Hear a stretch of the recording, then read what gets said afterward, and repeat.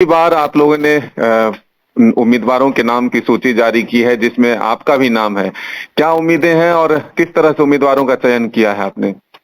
देखिए, उम्मीदवारों का चयन उनके विगत 2 वर्षों से संगठन के लिए जो एक्टिविटी रही है, जो बढ़-चढ़कर उन्होंने संगठन को आगे बढ़ाया है, विस्तार किया है, हमारी विचारधारा को जन-जन तक पहुँचाया है। उसी आधार पर आज 6 प्रत्याशियों की प्रथम सूची जारी की गई। जैसे मैं भी डुमरी विधानसभा से उम्मीदवार के रूप में अपने संगठन के लिए चुनाव में भागीदारी देने जा रहा हूँ। हाँ हाँ, तो ये जो पहला आपका नाम आ रहा था गोमिया से भी, तो डुमरी को ही आपने प्राथमिकता दिया।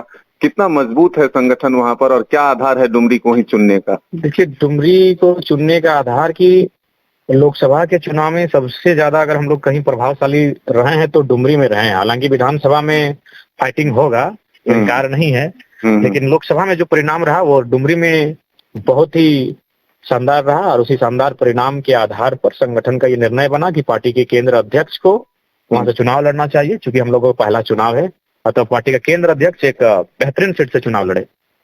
एक टाइगर चले गए, उसी टाइगर की जगह को आपने चुना है। अब जयराम एक नए टाइगर के तौर पर उस क्षेत्र का प्रतिनिधित्व करने जा रहे हैं, तो क्या उम्मीदें हैं उस क्षेत्र में और क्या लगता है कि सबसे ज्यादा जरूरत है उस क्षेत्र के विकास में? देखिए, अगर उस क्षेत्र की बात करें तो वहाँ पलायन एक समस्या है। दोनों जो प्रखंड, मुख्य रूप से 3 प्रखंड आते हैं, लेकिन जो 2 प्रखंड है नवाडी, डुमरी, हमारे प्रवासी भाइयों की संख्या बहुत ज्यादा है।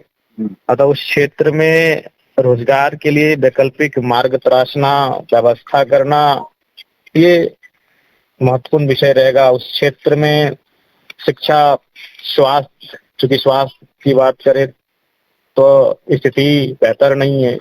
शिक्षा के लिए बेहतर कार्य करने के लिए दृढ़ संकल्पित हैं और मुझे आशा है कि जब उस क्षेत्र का प्रतिनिधित्व करेंगे तो मुझे लगता है कि वहाँ के लोगों के सहयोग से उस क्षेत्र को एक उन्नत क्षेत्र बनाने का कार्य करेंगे। तो ये अब तो तय हो गया कि जयराम अकेले चुनावी मैदान में होंगे। आपके पार्टी के साथ कोई गठबंधन नहीं, किसी के साथ नहीं, पूरे राज्य में आप अकेले उम्मीदवार देंगे। LKM जो है अकेले अपना लड़ाई लड़ेगा।